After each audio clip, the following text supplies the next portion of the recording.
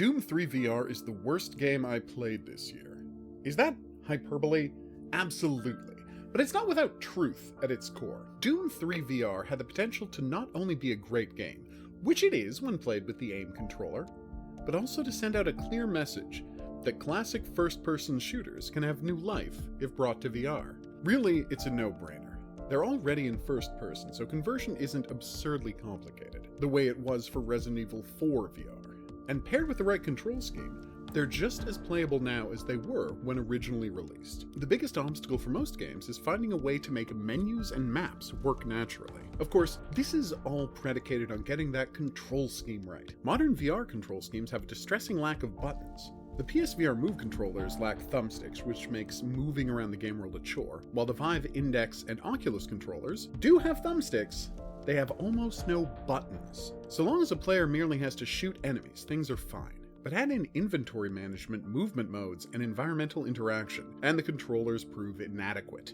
Here's my attempt to play Doom 3 VR with a DualShock 5. As you can see, for some reason the gun hovers in the air approximately where the camera is placed. And although it's kind of funny to watch imps charge at me before getting unexpectedly shot in the back of the head, this is obviously unworkable. Now let's see the DualShock 4. The aiming is at least functional here, but it's awkward as hell. Tilting a controller to target enemies is counterintuitive and slow, and especially rough when trying to deal with fast-moving enemies. So unless the player has access to an aim controller, which allows for free movement, easy menu and environmental interaction and accurate aiming, the game is a complete waste of time. The tragedy here is that the problem of how to play a VR first-person shooter with a console controller had already been solved years ago. I give you Resident Evil 7, also on the PSVR. It's playable both flat and in VR with the exact same control scheme. The only difference is that the right thumbstick only turns Ethan's body left and right. It doesn't cover looking up and down. Everything else is exactly the same, except for the aiming, which the VR mode handles by, and I know this sounds crazy, letting the player look at the thing they want to shoot. That's it. If they're not pressing the aim button, they fire wildly in the direction of the thing they're looking at, and if they press the aim button, an aim point appears on the screen, and they fire at that. The system works perfectly, and it makes Resident Evil 7 a pleasure to play in VR. It has all of the depth of the main game, but the shooting is infinitely better because looking is, obviously, much easier than fiddling around with a thumbstick. This control scheme could be tacked onto any already existing first-person shooter, transforming nearly any game into a fantastic experience. I've played a bunch of Doom 3 VR, and stalking around the Mars base is magnificent in VR, if only it wasn't locked away for anyone who doesn't have an aim controller. Also, the game doesn't have subtitles.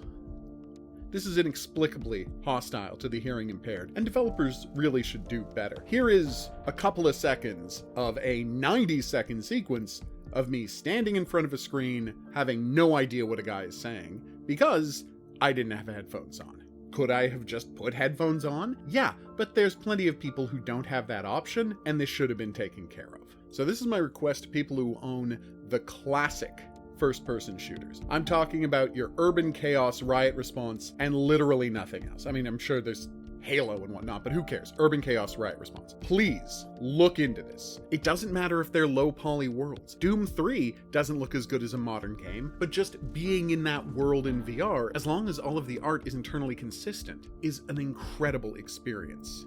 Doesn't have to look good, it just has to be all-encompassing, and the VR sells it all on its own. So, get us more retro FPSs in VR, and just let us look to AIM. You'd be surprised how many people will be knocking down your doors to play these ancient games. And of course, the real one that everyone wants. Can we get No One Lives Forever in VR?